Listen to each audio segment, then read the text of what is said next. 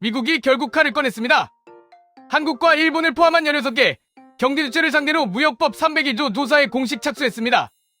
이 조사가 끝나면 추가 관세가 바로 현실이 될 수 있다는 겁니다. 그냥 조사로 끝났으면 좋겠지만 역사가 그렇지 않다고 말하고 있습니다. 미국이 과거 중국을 완전히 박살낼 때 썼던 방법이 바로 이겁니다. 시작은 조사였습니다. 그리고 몇 달 뒤 관세 폭탄이 터졌죠. 그런데 이번에는 중국 군자가 아닙니다. 한국, 일본, 유럽, 대만, 멕시코까지 전부 동시에 포함됐습니다. 사실상 미국이 전 세계를 상대로 무역전쟁 선전포고를 한 것과 다름없습니다. 지금 일본 야후, 재팬이 완전히 난리가 났습니다. 실시간 댓글이 수천 개씩 쏟아지고 있고 반응이 폭발 수준입니다. 베스트 댓글 중에서 좋아요가 2만 개가 넘은 댓글이 있습니다. 결국 시작됐네. 미국은 항상 이렇게 조사부터 시작하고 나중에 관세로 끝낸다. 일본도 안전하지 않다. 이 댓글 쓴 사람 정확히 꿰뚫고 있습니다. 왜냐면 역사가 정말로 그래왔거든요. 좋아요 1만 6천 개를 넘긴 또 다른 베스트 댓글도 있습니다. 한국, 일본, 유럽 다 조사 대상이면 사실상 전 세계 무역전쟁 시작 아닌가.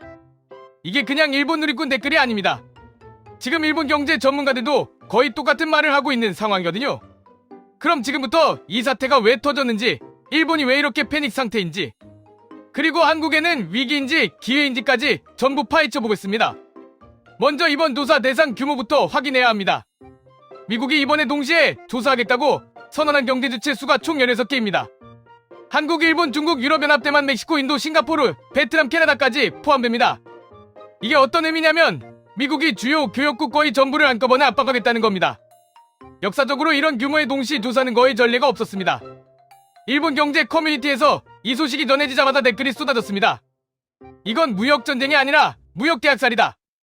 16개 나라를 동시에 건드리는 나라가 지구상에 미국밖에 없다. 일본 국제무역연구소 관계자는 기자 인터뷰에서 이렇게 말했습니다. 과거 미국의 무역 공세는 한 나라씩 순서대로 진행됐지만 이번엔 동시다발적이다. 전략 자체가 바뀐 것이다. 기존 외교 공식이 통하지 않을 수 있다. 전략이 바뀌었다는 말이 중요합니다. 규칙이 바뀌었다는 얘기거든요. 그러면 여기서 첫 번째 반전 포인트가 나옵니다. 이번 301조 조사가 갑자기 하늘에서 뚝 떨어진 게 아닙니다.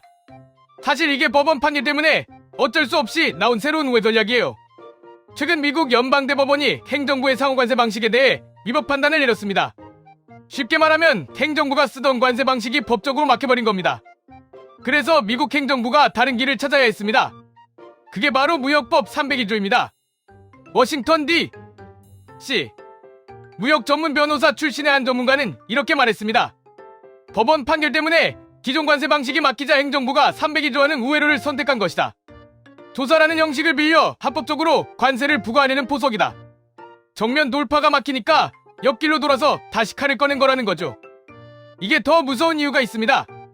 301조는 조사가 시작되면 행정부가 독자적으로 관세를 결정할 수 있거든요. 의회 동의도 필요 없고 외교 협상 없이도 바로 때릴 수 있습니다. 일본 국제무역연구소 측은 이렇게 발언했습니다. 301조는 조사 결과에 따라 관세 부과까지 행정부 단독으로 처리할 수 있다. 속도도 빠르고 외교 협상보다 직접적이다. 상대방이 대응할 시간이 많지 않다. 이게 왜 무서운지 감이 오시죠? 그냥 조사로 끝나는 게 아닐 수 있다는 겁니다. 그리고 지금 일본에서는 특히 자동차 산업 때문에 공포 분위기가 형성되고 있습니다. 일본의 자동차 산업이 미국 시장에 얼마나 의존하고 있는지 아십니까? 도요타, 혼다, 닛산, 스바루, 마스다까지 전부 미국의 핵심 판매처입니다. 일부 브랜드는 전체 매출의 40% 이상을 미국에서 벌어들이거든요. 여기에 관세가 추가로 붙으면 이야기가 완전히 달라집니다. 일본 자동차 업계 내부에서 흘러나온 이야기가 있습니다. 미국 관세가 추가로 25%만 올라가도 일본 완성차 업체 수익률이 절반 이하로 떨어질 수 있다는 내부 시뮬레이션 결과가 나왔다. 이 말이 일본 커뮤니티에 퍼지면서 댓글이 폭발했습니다. 그러면 지금 당장 자동차 주식 팔아야 하는 거 아니냐?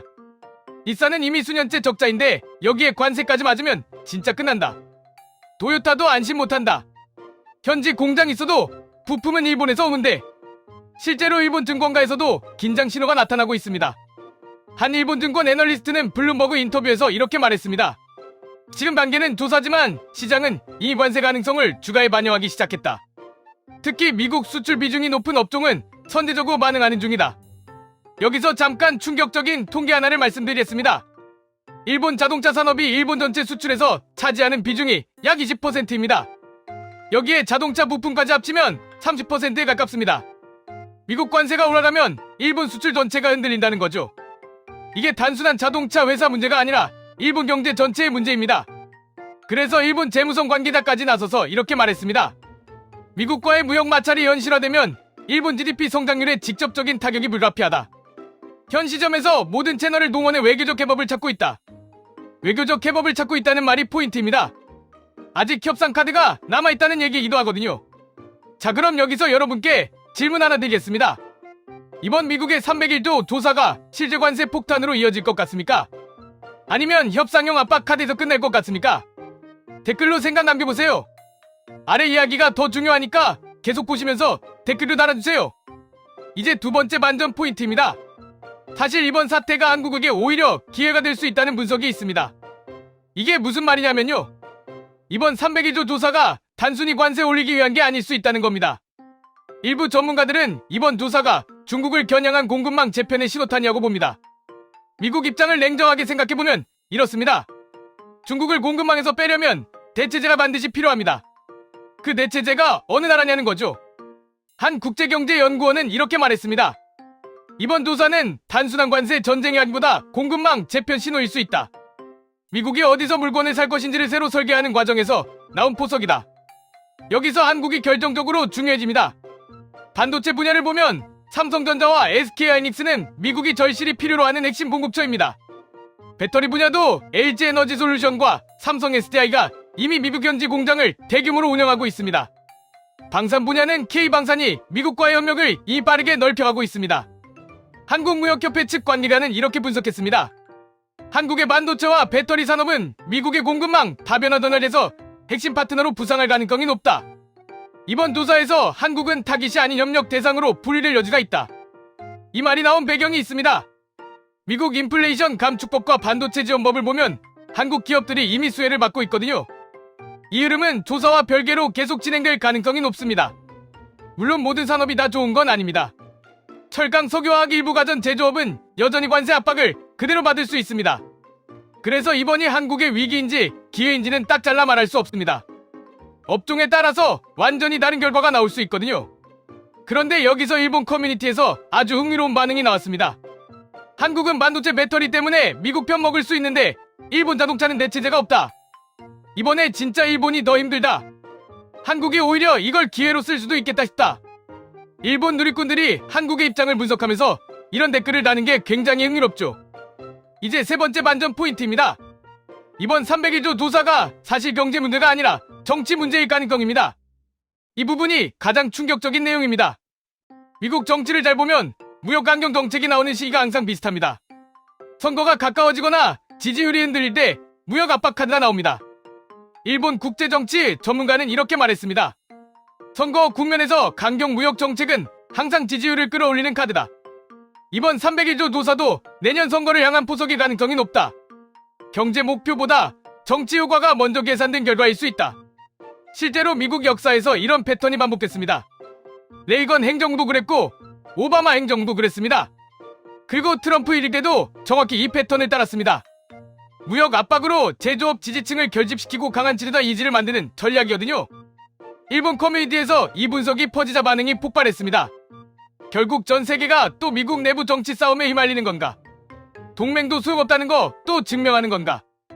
이러니까 탈달러 얘기가 계속 나오는 거다. 분노가 엄청납니다. 그런데 그 분노 속에서 아주 공감을 많이 받은 댓글이 하나 있었습니다. 화낸다고 달라지는 건 없다. 지금은 어떻게 살아남을지를 계산해야 한다. 이 댓글이 핵심을 찌르고 있습니다. 그래서 지금 일본과 한국 양측에서 실질적인 대응 전략 이야기가 나오고 있습니다. 일본에서 나오는 대응 전략 중 첫 번째로 미국 현지 생산 비율을 높이는 겁니다. 관세는 수출 제품에 붙지만 현지 생산 제품은 적용 범위가 다릅니다. 도요타가 미국 내 공장 투자를 지속적으로 늘려온 것도 이이거든요. 일본 자동차 업계 내부 관계자는 이렇게 말했습니다. 이미 몇 년 전부터 현지화 전략을 강화해왔다. 하지만 이번처럼 전면적인 조사가 오면 그것도 한계가 있다. 부품과 소재 공급망 자체를 현지화하는 데는 수년이 필요하다. 그 다음으로 나오는 전략은 수출 시장 다변화입니다. 동남아시아, 인도, 중동 시장을 동시에 공략하면서 미국 의존도를 낮추는 전략입니다. 그런데 이것도 단기간에 불가능하다는 게 문제입니다. 일본 경제산업성관리관은 이렇게 말했습니다. 미국 의존도를 낮추는 건 중장기 전략이다. 당장 내년 안에 효과를 볼 수 있는 단기 해법이 없다는 게 현실이다. 그렇다면 한국은 어떻게 움직여야 할까요? 외교 전문가들은 지금 단계에서 가장 중요한 게 선제적으로 협력 신호를 보내는 것이라고 말합니다. 불필요하게 갈등 구도를 만들기보다 반도체, 배터리 방산 분야에서 미국과의 공급망 협력을 더 깊게 만드는 전략이 필요하다는 거죠. 한 외교 안보 전문가는 이렇게 말했습니다. 301조 조사 결과는 외교적 협상력에 따라 크게 달라진다.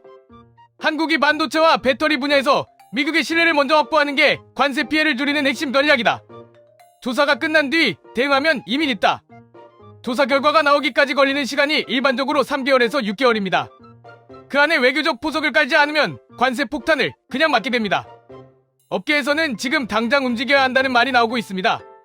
지금 산업부가 미국 무역대표부와 채널을 열고 사전 협의를 시작해야 한다.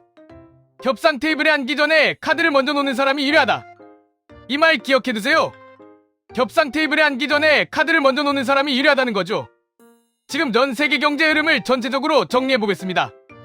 미국은 301조라는 우회로를 이용해 전 세계 주요 교역국 16개를 동시에 압박하고 있습니다. 일본은 자동차 산업 때문에 직격탄을 맞을 가능성이 가장 높습니다. 중국은 이번에도 가장 강도 높은 타깃이 될 가능성이 큽니다. 한국은 업종에 따라 위기가 될 수도 기회가 될 수도 있는 갈림길에 서 있습니다. 그리고 일본 야후 재팬에서 마지막으로 가장 많은 공감을 받은 댓글 하나를 소개하겠습니다. 이제 진짜 글로벌 무역전쟁 시즌이가 시작됐다. 이번엔 중국이 아니라 전 세계가 상대다. 이게 지금 이 사태를 가장 정확하게 요약하는 말이라고 생각합니다. 사실 이 상황이 두렵기도 하지만 동시에 한국에게는 한 번도 없었던 기회 구간일 수 있습니다. 중국이 빠지는 자리, 일본이 흔들리는 자리, 그 자리를 한국이 채울 수 있느냐가 앞으로 몇 년의 핵심입니다. 반도체, 배터리, 방산, K바이오, K소재까지 지금 한국이 들고 있는 카드가 생각보다 강합니다. 그걸 제대로 쓰느냐 못 쓰느냐는 기업과 정부가 어떻게 움직이느냐에 달려 있습니다. 자, 이제 여러분께 마지막 질문 드리겠습니다. 만약 미국이 이번 301조 조사 결과를 바탕으로 실제 관세를 올린다면 가장 먼저 타격받을 나라가 어디라고 생각하십니까? 한국, 일본, 중국. 셋 중 하나만 골라서 댓글로 남겨주세요. 그리고 왜 그렇게 생각하는지 이유도 같이 써주시면 진짜 의미 있는 토론이 될 것 같습니다. 그리고 하나 더 물어보겠습니다. 여러분이 한국 기업 투자자나 수출 관련 업종에 종사하신다면 지금 이 상황을 위기로 보십니까? 아니면 기회로 보십니까? 댓글로 꼭 남겨주세요. 진심으로 궁금합니다. 이번 조사 결과에 따라 글로벌 무역 질서 자체가 바뀔 수 있습니다. 그래서 다음 영상에서는 이번 301조 조사에서 특히 위험하다고 지목되는 한국 산업 분야와 반대로 오히려 기회가 될 수 있는 분야를 아주 구체적으로 분석해드리겠습니다. 오늘 영상이 도움이 됐다면 구독과 좋아요 한번 부탁드립니다. 알림 설정까지 해두시면 다음 분석 영상 바로 보실 수 있습니다.